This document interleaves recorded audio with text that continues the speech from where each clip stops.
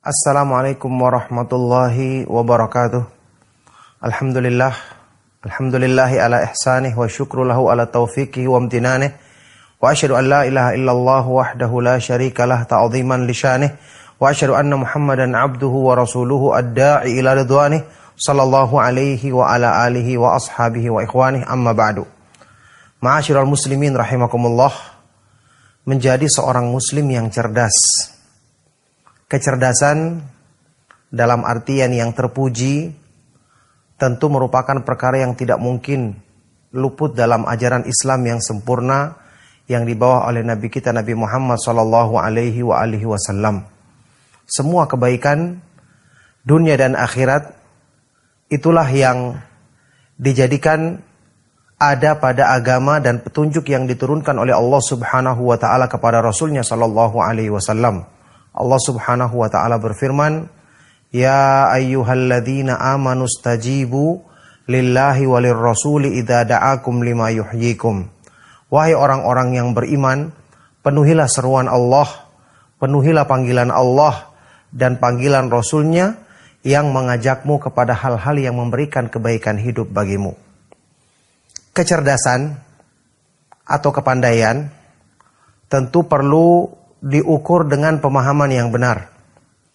Allah Subhanahu wa taala di antara nama-namanya yang maha indah adalah Al-Alim, yang maha mengetahui, yang maha berilmu dengan ilmu yang sempurna. Ilmu yang tidak ada padanya kekurangan dalam semua segi, ilmu yang tidak akan mungkin diliputi dengan kelalaian karena sempurnanya ilmu Allah Subhanahu wa taala. La yadhillu rabbi wa la yansa. Allah Subhanahu wa taala Rabbku tidak akan mungkin lupa dan tidak akan mungkin keliru. Allah Subhanahu wa taala adalah Al-Khabir yang maha terperinci pengetahuannya, mengetahui segala sesuatu yang ada pada makhluknya dengan sedetail-detailnya.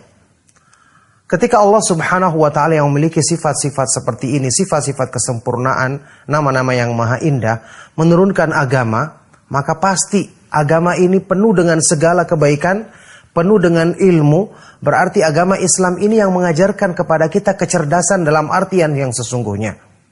Buktinya apa? Dalam ayat-ayat Al-Quran, ketika Allah Subhanahu wa ta'ala mengingatkan kepada hamba-hambanya untuk mengambil pelajaran dari petunjuknya, untuk mengambil ibrah dari tanda-tanda kekuasaannya, Allah Subhanahu wa ta'ala sebutkan, ini hanya akan diambil oleh orang-orang yang berakal, orang-orang yang punya kecerdasan. Fa'tabiru ya ulil albab. Ambillah pelajaran wahai orang-orang yang punya akal sehat. La ayatil li ulil albab. Terdapat tanda-tanda kekuasaan Allah bagi orang-orang yang punya akal sehat. Li ulin nuha, bagi orang-orang yang punya kecerdasan, kemampuan berpikir dengan benar. Ini menunjukkan apa? Agama Islam benar-benar mengajarkan kecerdasan, benar-benar menjadikan pikiran manusia itu bisa memahami segala sesuatu yang mendatangkan manfaat bagi dirinya. Bukanlah sekedar kemampuan untuk memahami sesuatu dalam perkara-perkara dunia yang tidak bermanfaat bagi manusia. Contoh saat ini ketika dijadikan sebagai simbol kecerdasan, orang-orang yang dikatakan punya pemikiran jenius, punya pemikiran yang sangat pintar katanya, tapi apa yang dipikirkannya tidak membawa dia untuk mengenal Rabb-nya. Tidak membawa dia untuk mengikuti fitrahnya. Apakah ini bermanfaat?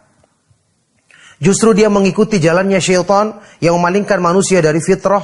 Padahal mereka katanya melakukan penelitian terhadap alam, menemukan banyak alat-alat atau penemuan-penemuan yang mengagumkan. Tapi ketika tidak membimbing mereka untuk mengenal Islam, untuk keselamatan dirinya di kehidupan yang kekal abadi di akhirat nanti, apakah ini bermanfaat? Apakah ini pantas dikatakan sebagai kecerdasan? Atau justru pantas dikatakan sebagai kebodohan yang sesungguhnya? Ma'asyiral muslimin rahimakumullah. Zaman sebelum diutusnya Rasulullah SAW disebut sebagai zaman apa? Zaman jahiliyah. Nisbat kepada jahil. Disebutkan dalam hadis sahih riwayat Imam Bukhari dan Muslim. Dari sahabat yang mulia, Hudzaifah ibnul Yaman radhiyallahu ta'ala anhu. Beliau pernah bertanya kepada Rasulullah SAW. Ya Rasulullah, inna kunna fi jahiliyatin wa syarr. Faja'ana Allahu bihadzal khair. Wahai Rasulullah, dulu kita hidup di zaman jahiliyah yang penuh dengan keburukan, yakni zaman kebodohan, kegelapan. Tidak ada ilmu karena tidak membawa kepada cahaya yang menerangi langkah manusia. Zaman yang penuh dengan kegelapan dan kebodohan. Kemudian Allah datang menurunkan petunjuk yang engkau bawa, membawa kebaikan dan membawa cahaya yang terang benderang. Coba lihat perbandingan dan apa yang disebutkan oleh sahabat yang mulia Hudzaifah ibn Yaman radhiyallahu taala anhu dalam hadis yang sahih ini. Berarti zaman sebelum diutusnya Nabi SAW adalah zaman jahiliyah. Oleh karena itu dalam beberapa ayat Al-Quran dan hadis-hadis yang sahih, perbuatan-perbuatan yang buruk dinisbatkan kepada zaman tersebut. Contoh seperti apa? Perempuan yang berdandan, berhias, yang melanggar atau menyimpang dari syariat Islam. Wa qarna fi buyutikunna wa la tabarrajna tabarrujal jahiliyatil ula.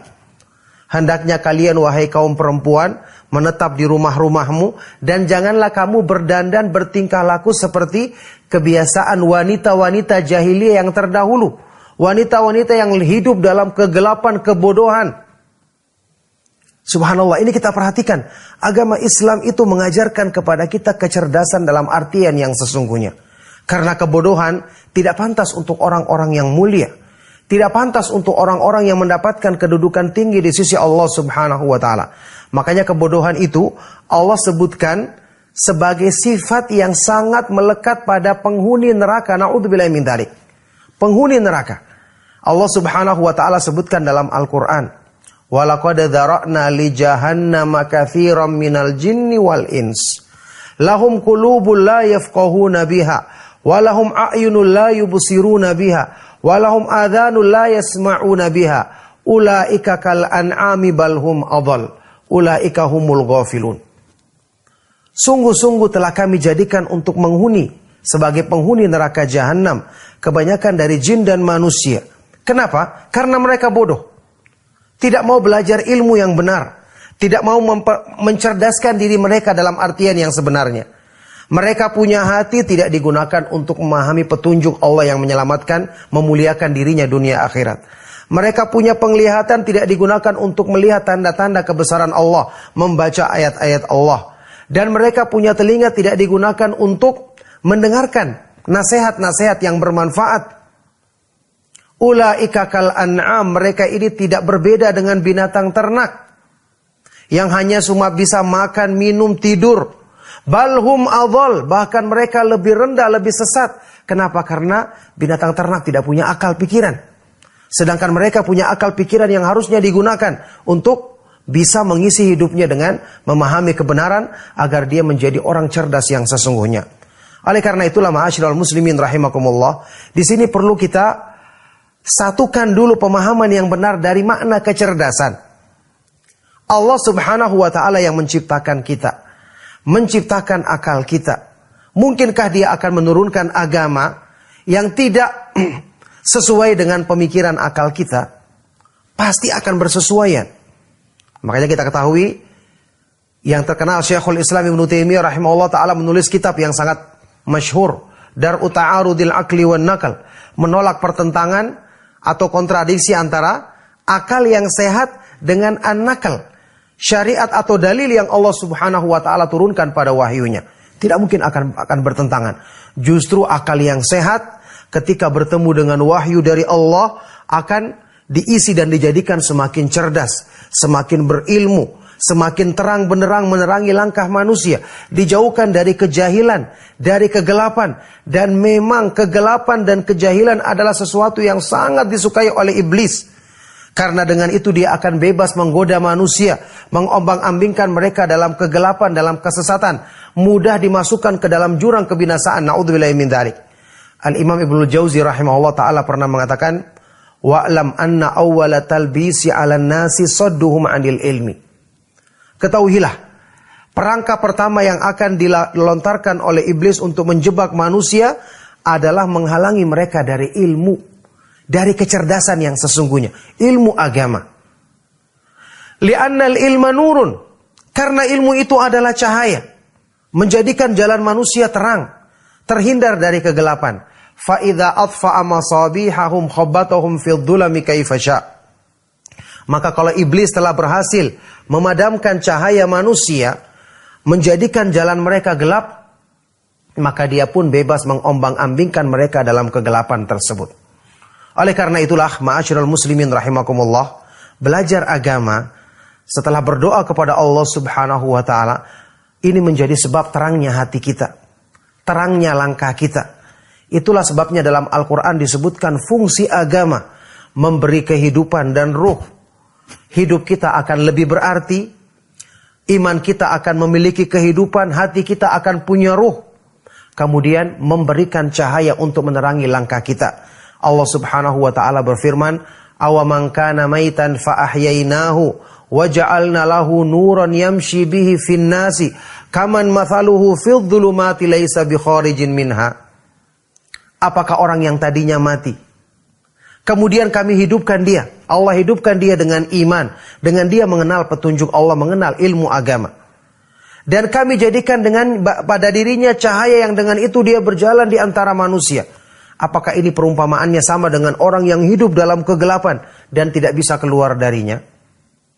Inilah agama memberikan kehidupan, menjadikan iman kita hidup, hati kita hidup sehingga semangat berbuat kebaikan, memikirkan hal-hal yang bermanfaat, tidak berlarut-larut dalam urusan dunia yang tidak mendatangkan sedikit pun, tidak mendatangkan manfaat bagi kita untuk kehidupan yang kekal abadi, kemudian memberikan cahaya yang akan membimbing menerangi langkah kita untuk kita selalu diteguhkan dalam menempuh jalan Allah Subhanahu wa taala yang lurus sampai kita menghadapnya di akhirat kelak.